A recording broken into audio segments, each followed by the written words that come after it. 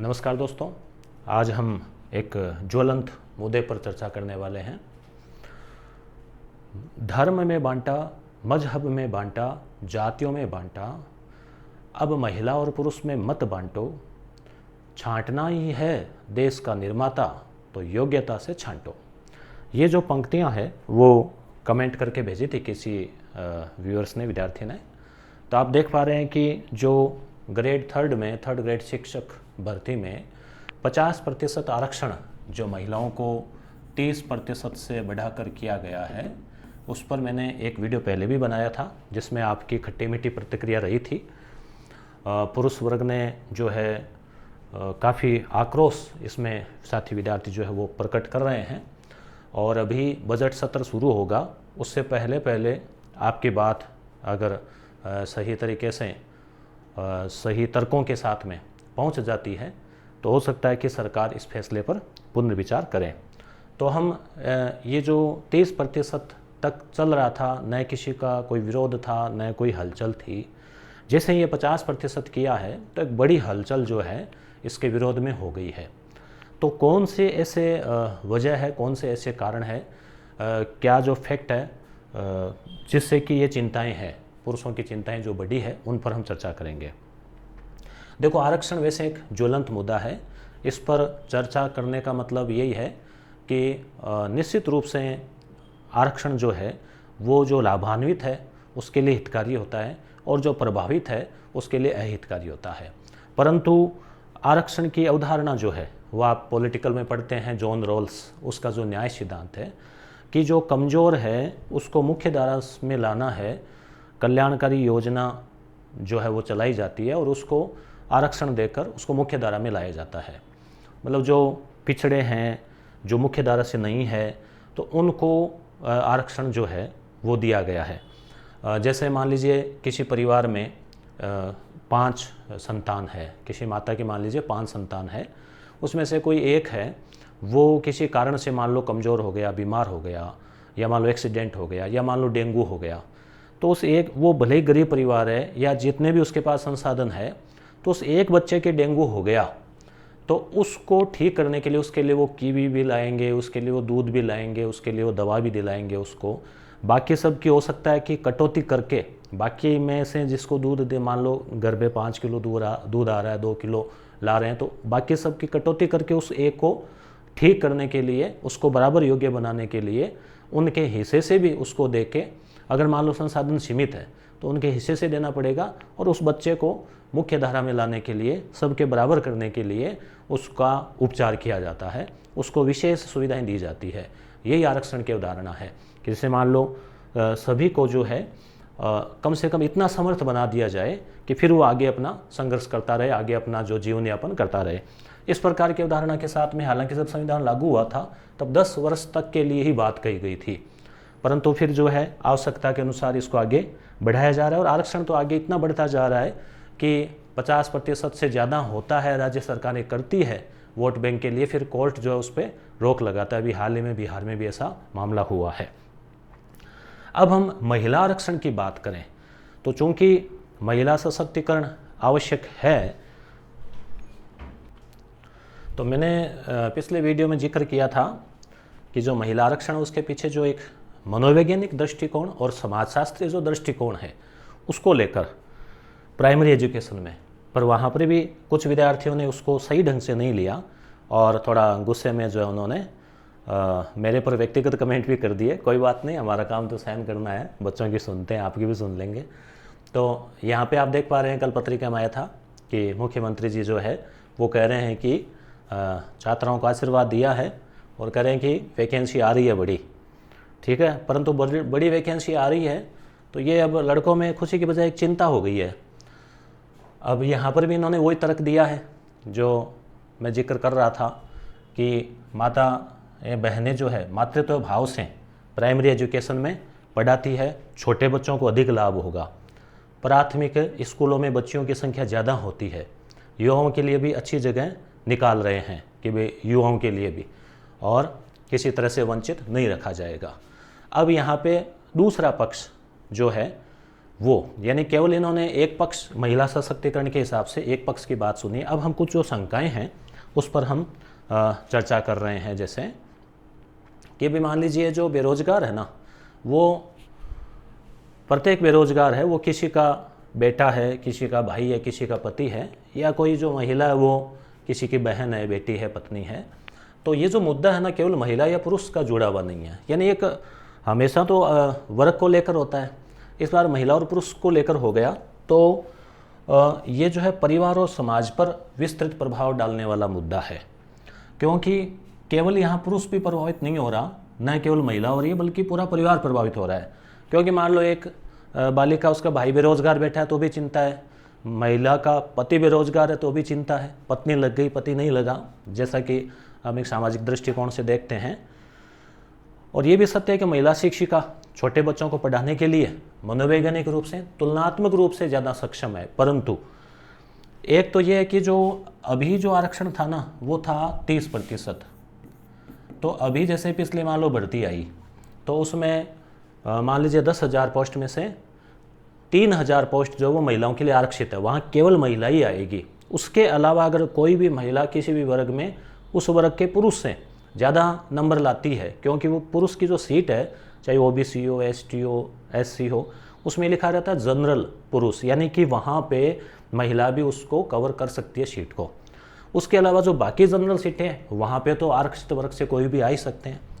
तो दिक्कत कहाँ आ रही है इसमें कि जो 30% तो था ही पहले से, तो सशक्तिकरण तो हो ही रहा था, ऐसा नहीं है कि हो नहीं रहा था। अब 50% जो किया है उससे क्या प्रभाव पड़ने वाले हैं।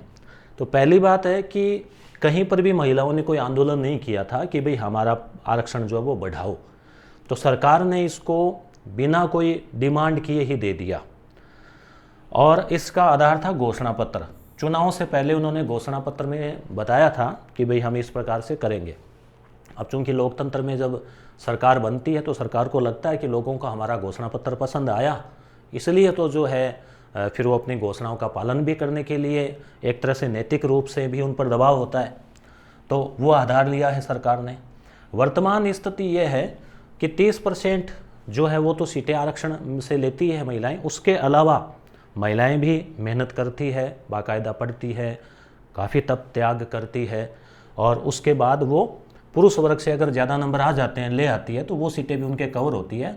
और अनुमान है ऐसा कि लगभग 50% सीटें वो कवर कर लेती होगी ओवरऑल। कि मान लीजिए 10,000 पोस्ट आई तो 3,000 तो आरक्षण से मिलनी है उनको, उसके अलावा उनके जो अधिक अंक की वजह से हम उसको कंपटीशन में योग्यता भी कह सकते हैं कि अपनी योग्यता की वजह से वो जो है उन सीटों को कवर करके और अधिक अंक ले आती है, तो फिर वो 1,000-2,000 सीटें और कवर हो जाती है। तो लगभग 10,000 में से 4 से 5,000 जो महिलाएं हैं वो लग रही है, 10,000 पोस्ट, या आप प्रतिशत के हिसाब से देख ले में।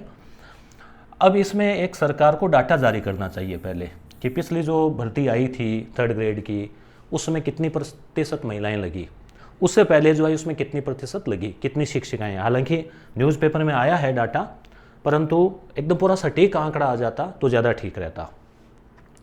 बीएड में कितना अनुपात है महिला और पुरुष का, ये भी अगर डाटा आ जाए, बीएड कॉलेज से कलेक्ट कर ले कि कितनी महिलाएं बीएड की हुई है, कितने पुरुष किए हुए हैं, तो भी क्या आरक्षण को उसमें जो है अनुपात रहता।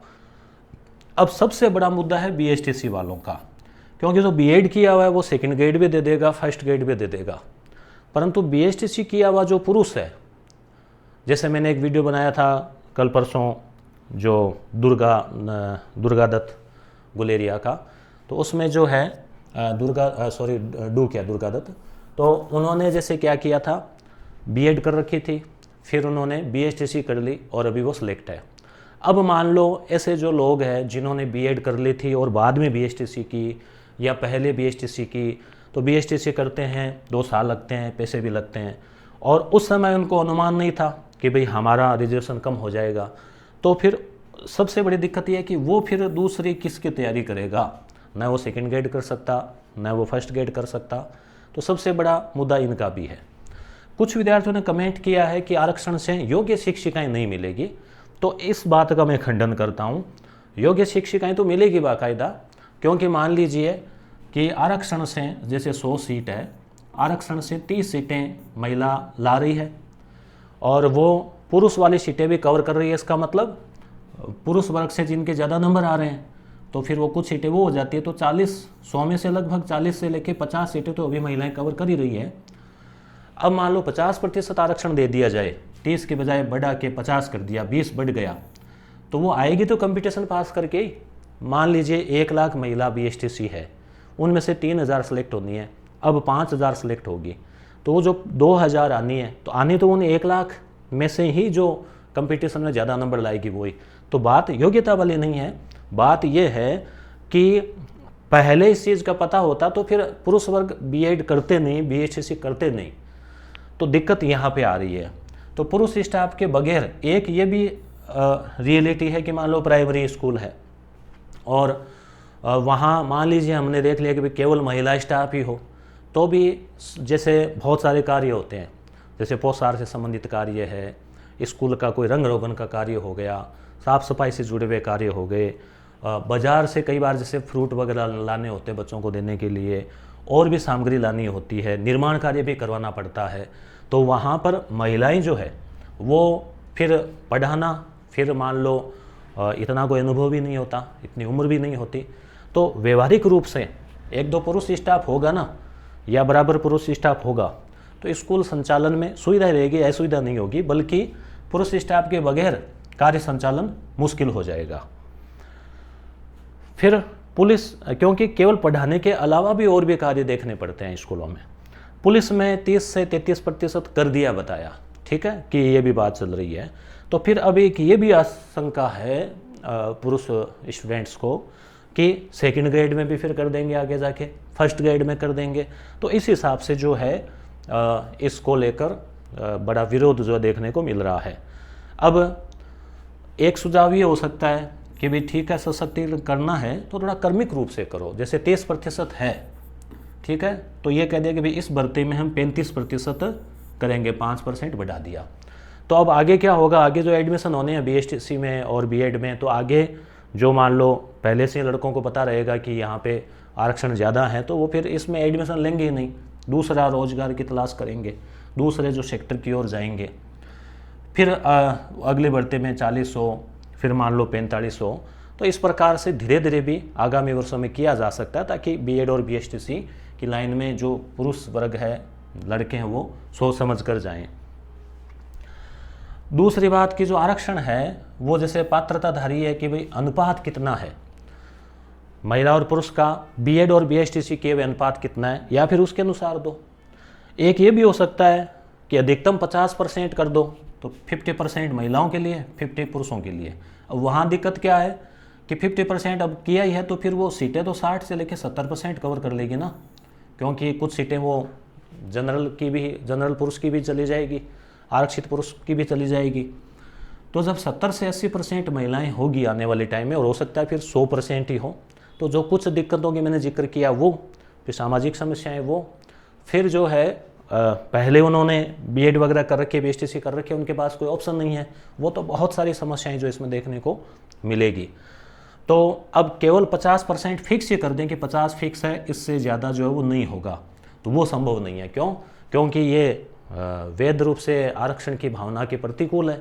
आरक्षण में तो फिर जो सामान्य का तात्पर्य यही है कि सामान्य पे कोई भी जो है वो जा सकता है अधिक नंबर लाके, तो ये हो नहीं पाएगा।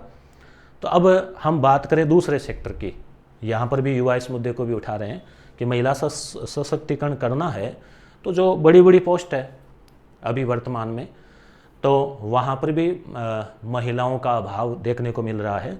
उसके अलावा मैंने पिछले में वीडियो में जिक्र किया था कि विधानसभा में केवल 20 महिलाएं, यानी 10% ही महिलाएं जो है वो विधायक बनकर पहुंची है। अगर 30% वहाँ आरक्षण होता तो यहाँ पे अभी जो कितनी 60 महिलाएं होती, तो निश्चित रूप से जब महिला जनप्रतिनिधि है, माननीय विधायक है, तो निश्चित रूप से और ज़्यादा सशक्तिकरण की ओर कदम उठता, ये बात भी एक है। और बिहार में भी घोषणा हुई थी कि जो एक तो 50% से ज़्यादा आरक्षण किया उसको तो हटा ही दिया, और महिलाओं को जो है विभिन्न नौकरियों में जो 30% से बढ़ाकर और ज़्यादा करने की बात चल रही है। तो मैं व्यक्तिगत रूप से जो है अगर हम देखें, यहाँ कुछ और चीज़ें इसमें देख लेते हैं। अब साथ ही साथ एक ये भी रहता है बच्चों के, जैसे देखो यूजीसी नेट का पेपर दिया, अब कई के विद्यार्थी तो बहुत गंभीर तैयारी करके भी देने जाते हैं, तो वहाँ पर फिर जब पेपर आउट हो जाता है तो पूरी की पूरी मेहनत बेकार चली जाती है। तो पेपर आउट हो, हालांकि यूजीसी ने ये अच्छा किया कि उसने मान लिया और तुरंत उसने जो है उसको रद्द कर दिया और अब सीबीआई जांच भी बिठा दी।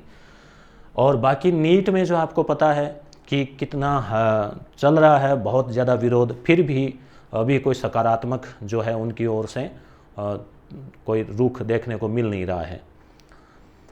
ये भी आया था न्यूज़ में कि 30% आरक्षण समेत कुल 40%, अभी लगभग अखबार के अनुसार कि 40% महिलाएं भी सिलेक्ट हो रही है, 50% होने पर वो 60% चली जाएगी। ठीक है, और नई भर्ती में अभी समय लगेगा बताया इस न्यूज़पेपर के अनुसार। इनके अनुसार लगभग 1,05,000 महिलाएं जो है वो तृतीय श्रेणी में कार्यरत है और कुल 2.5 लाख में से 1,05,000 जो है वो महिलाएं कार्यरत है। तो इनका मानना है कि पिछली जो भर्ती हुई थी उसमें 48,000 पदों पर केवल 45,000 अभ्यर्थियों को नियुक्ति दी जा चुकी है, जिनमें से उन महिलाएं जो है 19,000 के करीब है। तो 40% तो ऑलरेडी है। तो इस हिसाब से जो है वो पुरुष वर्ग की जो शंकाएं हैं वो भी जायज़ है, महिला सशक्तिकरण का मुद्दा भी जायज़ है, परंतु उसमें कर्मिक रूप से हो, जो बीएसटीसी किए हुए हैं उनका अहित नहीं हो, क्योंकि उनके पास कोई विकल्प ही नहीं है, कोई पूर्व सूचना ही नहीं थी। तो इस प्रकार से कई मुद्दे हैं, तो जो बाकायदा इस पर पुनर्विचार जो है आरक्षण पर किया जाना चाहिए। आप भी अपनी राय कमेंट में दीजिए, मगर बहुत ही मर्यादा से, क्योंकि आप एक विद्वान हैं, आप बीएसटीसी बीएड है, आप शिक्षक है, तो आपने शिक्षक की डिग्री कर रखी है, प्रशिक्षण ले रखा है, तो निश्चित रूप से एक सभ्य कमेंट की मैं उम्मीद करूंगा। बाकी आप अपने विचार प्रकट कीजिए। धन्यवाद।